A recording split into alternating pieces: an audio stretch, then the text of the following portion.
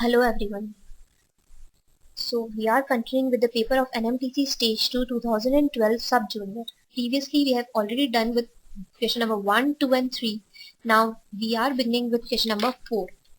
This is the paper of NMTC 2012 Stage 2 Sub-Junior level.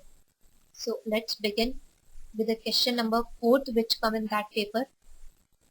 Question number 4 हमारे पास आया था NMTC में. There are total of 8 questions came. 3 I have already discussed. Fourth question हमारे पास 2 parts में आया था. ए part उसका कह रहा था अ single digit natural number is increased by 10. A single digit natural number is increased by 10. एक सिंगल डिजिट है, इंक्रीज कर दिया. कितने से इंक्रीज किया हमने? 10 से. उसके बाद बोला है the number obtained is now increased by the same percent as in the first increase.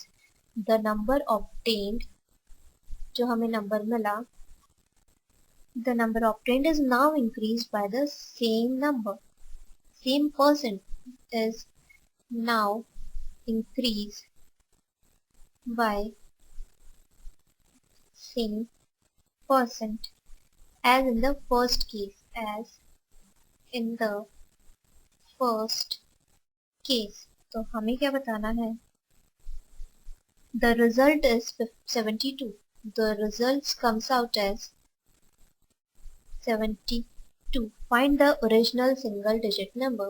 Find single digit number. Single digit number हमें find out करना है. क्वेश्चन नंबर बी में हमसे पूछा है after 2 prices reduction by 1 and the same person. After 2 prices reduction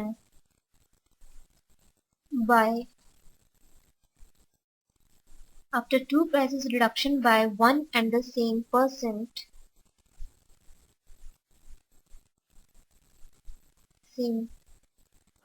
the price of an article is reduced. The price of an article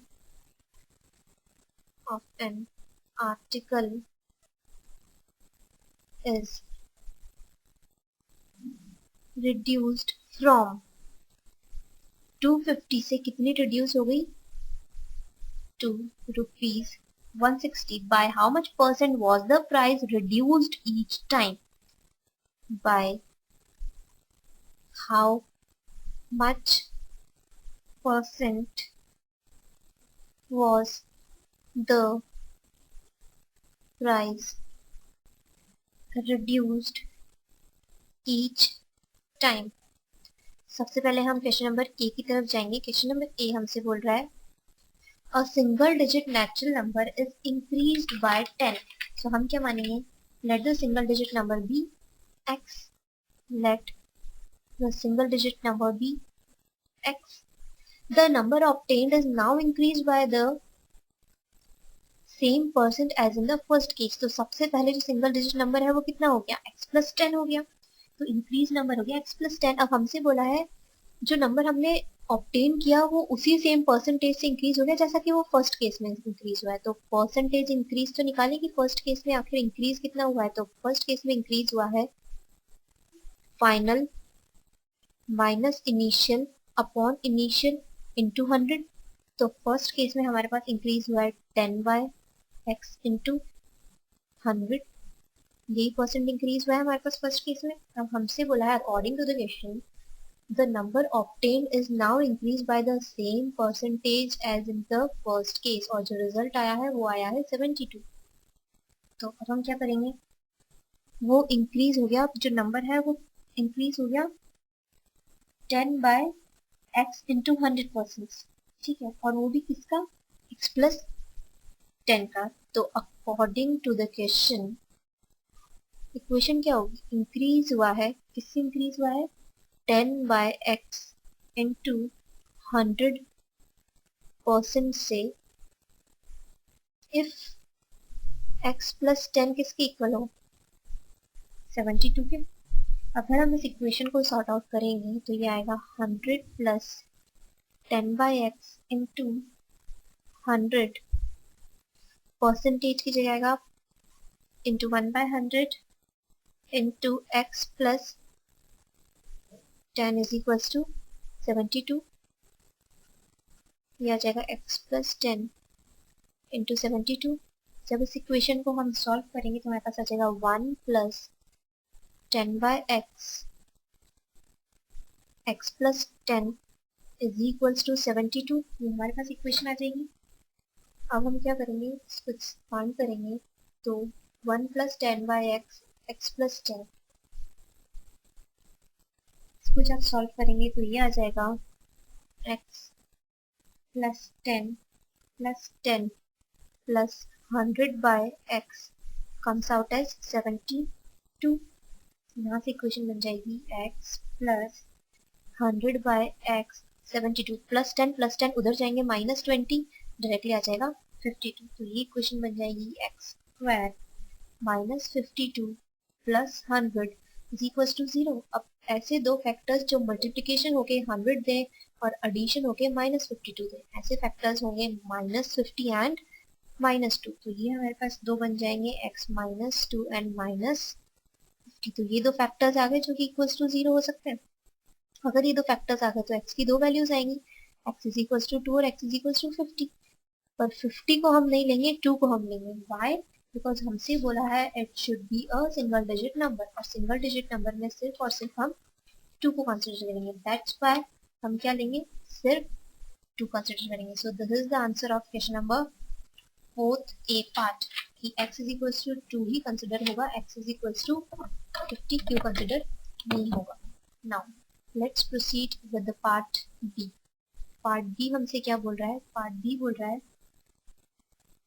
after two prices reduction by one and the same percent the price of an article is reduced from 250 to 160 by how much percent was the price reduced each time। हमसे यही बोला गया है। तो अब हम क्या करेंगे, let the percentage reduction in each step be x। so let the percentage reduction be x।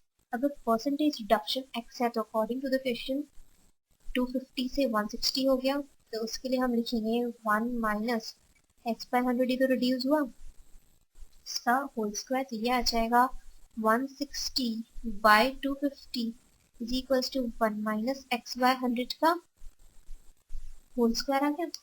जब ये होल स्क्वायर आ गया तो अब हम क्या इसको इस फॉर्म में लिख सकते हैं, 160 बाई 250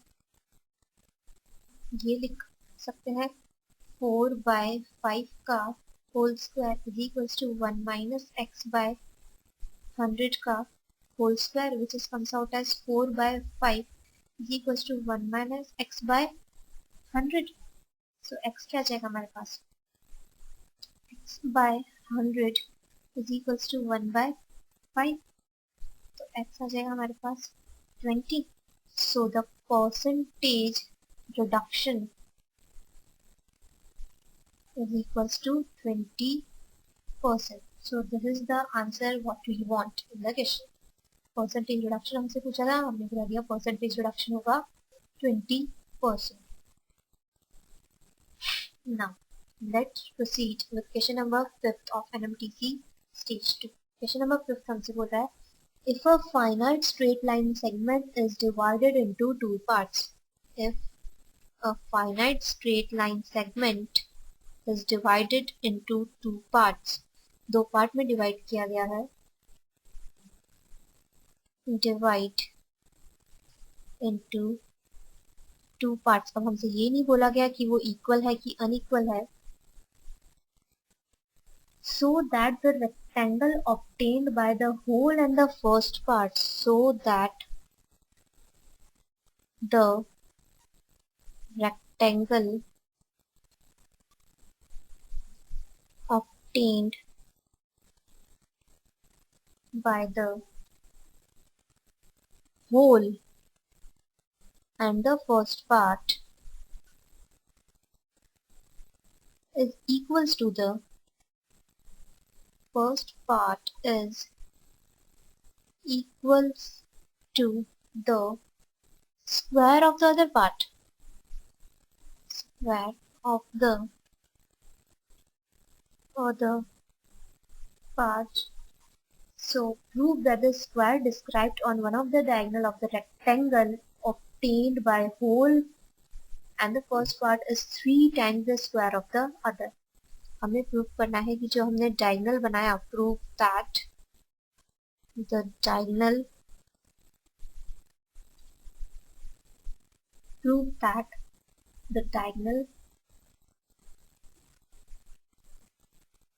of the rectangle